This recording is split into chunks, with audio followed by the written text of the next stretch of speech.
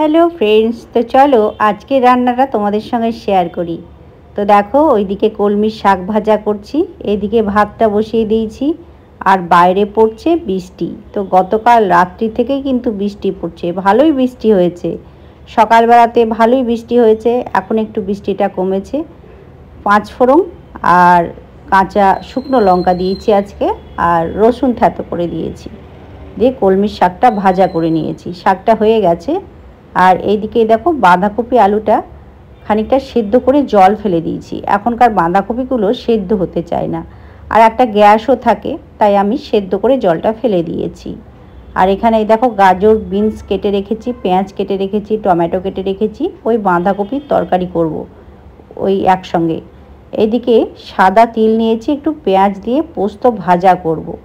সাদা তিল ভাজা একদম পোস্তর মতো খেতে লাগে। আর সর্ষেটা রেখেছি, আজকে একটু ভাপা ইলিশ করব। 3 পিস ইলিশ মাছ আছে, তো সর্ষে দিয়ে ভাপা করব ভাবছি। এইদিকে শাকটা হয়ে গেছে, চলো নামিয়ে রাখি। আর এই দেখো, বাঁধাকপির তরকারিটা বসিয়ে দিয়েছি।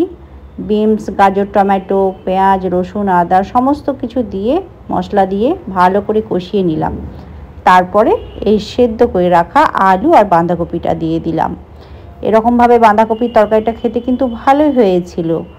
তো সবজি থাকলে আমি এরকমভাবেই করি, একটু বিনস বা গাজর দিয়ে দিই। আর শীতের সময় তো মটরশুঁটি দিয়ে করি। তরকারিটা হয়ে গেছে, নামানোর আগে একটু গরম মশলা গুঁড়ো দিয়ে নামিয়ে নেব। এরকমভাবে বাঁধাকপির তরকারি খেতে কিন্তু ভালোই লাগে। ওইটা নামিয়ে রাখবো। আর এদিকে দেখো, তিলটা বেটে নিয়েছি, আর এই যে পেঁয়াজটা কেটেছি, একটু ভাজা করব। আর সর্ষেটা ভালো করে জল দিয়ে ধুয়ে নিয়েছি, অনেক নোংরা থাকে তো সর্ষের মধ্যেও। তিলটাও কিন্তু ভালো করে ধুয়েছিলাম। তো কাঁচা লঙ্কা দিয়ে বাটবো। আর এই দেখো, পেঁয়াজটা ভালো করে ভেজে নিয়েছি একটু। তারপরে তিল বাটাটা দিয়ে একটু সময় নিয়ে ভাজবো। তিল বাটাটা দেখো ভাজা হয়ে গেছে, পেঁয়াজ দিয়ে তিল ভাজা। তো খেতে কিন্তু একদম পোস্তর মতো লাগে, ভাতের সঙ্গে দুর্দান্ত লাগে। যারা খেয়েছে তারা অবশ্যই জানে। আর এই দেখো, 3 পিস মাছ আছে, এই ইলিশ 3 পিস ভাপা করব। তো দেখো, সর্ষেটা বেটে নিয়েছি মিক্সার গ্রাইন্ডারে। এবার সর্ষেটা আমি ছাঁকনি দিয়ে ভালোভাবে ছেঁকে নেব, খোসাটা ফেলে দেব। তো দেখো, আমার সর্ষেটা ছেঁকে নেওয়া হয়েছে। এবারে যে টিফিন কৌটোটা নিয়েছি, এতেই ভাপা বসিয়ে দেব। সর্ষে বাটাটা দিয়ে দিলাম। এবার এর সঙ্গে আমি দিয়ে দেব হলুদ, তারপরে লবণ, সর্ষের তেল, যা দেয় আর কি, টক দই, ওই 2 চামচ মতো টক দই দেবো। যেহেতু মাছ তো বেশি নয়, 3 পিস মাছ, বেশি দিলে কিন্তু বেশি টক হয়ে যাবে। তার সঙ্গে কয়েক দানা চিনি দিয়ে দেবো, যেহেতু টক দই দিয়েছি, ওই 1/2 চামচ মতো চিনি দেবো। তো একসঙ্গে সমস্ত কিছু দিয়ে ভালো করে মিশিয়ে নিলাম। আর বাটি ধুয়ে জল দিলাম একটু। আর এর সঙ্গে দেব একটু কাশ্মীরি রেড চিলি পাউডার কালারের জন্য, তাহলে কি হয়, কালারটা খুব সুন্দর আসে। এবার সমস্ত কিছু দেওয়া হয়ে গেছে। এবার মাছ 3টে দিয়ে দিলাম, তারপরে এপিট ওপিট ভালো করে একটু মিশিয়ে নিলাম মশলার সঙ্গে। ঝালের জন্য 3টে কাঁচা লঙ্কা চিড়ে দিয়েছিলাম, আবার ওপর থেকে ওই 1 চামচ মতো আবার কাঁচা সর্ষের তেল দিয়ে দিলাম। এদিকে গ্যাসের ওভেনে কড়াইয়ে আমি বসিয়ে দিয়েছিলাম, জল গরম করতে দিয়েছিলাম, জলটা ফুটে গেছে। ওপর থেকে এরকম একটা আমি চাপা দিয়েছি, তারপর টিফিন কৌটোটা বসিয়ে দিলাম এর ওপরেই, এই বেড়ির ওপরেই। তারপরে গ্যাসের ফ্লেমটা হাই করে দিলাম, দিয়ে ওপর থেকে পুরো কভার করে দেবো, ঢাকা দিয়ে দেবো। তারপর কিছুক্ষণ ফুটিয়ে নেওয়ার পরে কি করব, ওই মিডিয়াম আঁচে দেবো। ওই 15 মিনিট মতো দমে দিয়েছিলাম। তো ওইদিকে তো ইলিশ ভাপাটা আমার হয়ে গেছে, সেটাই তোমাদের বলছি। তো রান্না আমার হয়ে গেছে, এবার সানে যাব। তো সানে যাওয়ার আগে চলো তোমাদের দেখিয়ে দিই যে কতটা কি হয়েছে। তো গ্যাসটা এবার অফ করে দেবো, হয়ে গেছে, সেটাই তোমাদের দেখালাম। তো চলো গ্যাসটা অফ করে নামিয়ে নিই, নামিয়ে রেখে তারপরে আমি তোমাদেরকে টিফিন কৌটোটা ঠান্ডা হয়ে যাবে, তারপরে খুলে দেখাবো। তো দেখো, এরকমভাবে কিন্তু আজকে ইলিশ ভাপাটা করেছিলাম, সর্ষে ইলিশ। তো দেখো, এই দেখো সাবধানে নামাচ্ছি, গরম আছে কিন্তু ছ্যাঁকা লেগে যাবে।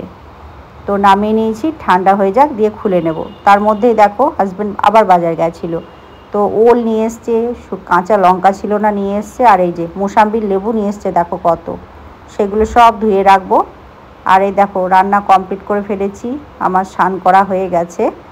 আর এই দেখো তিল ভাজা, ওইটা, এটা শাক, আর ভাত তো দেখালাম, আর বাঁধাকপির তরকারি, গাজর আর ওই বিনস দিয়ে, আর একটা আলু দিয়েছিলাম তরকারিতে, বেশি আলু দিইনি। আর এই দেখো ঠান্ডা হয়ে গেছে, এই যে সর্ষে ইলিশ ভাপাটা। তো বৃষ্টি কিন্তু আবার পড়তে শুরু করেছে, ঝমঝমিয়ে বৃষ্টি হলো, একটু কমেছে, হালকা হয়েছে, সেটাই তোমাদের দেখাচ্ছি। আমার তো স্নান করা হয়ে গেছে, এবার সবাইকে খেতে দেব। তো চলো রান্নাঘরে যাই, সবার খাবার বেড়ে নিই, আমার খাবারটাও বেড়ে নিই। তো চলো, এই দেখো প্লেটে খাবার নিয়েছি, সবাইকে দিয়ে দিয়েছি, আমি আমার খাবারটা নিয়ে নিয়েছি।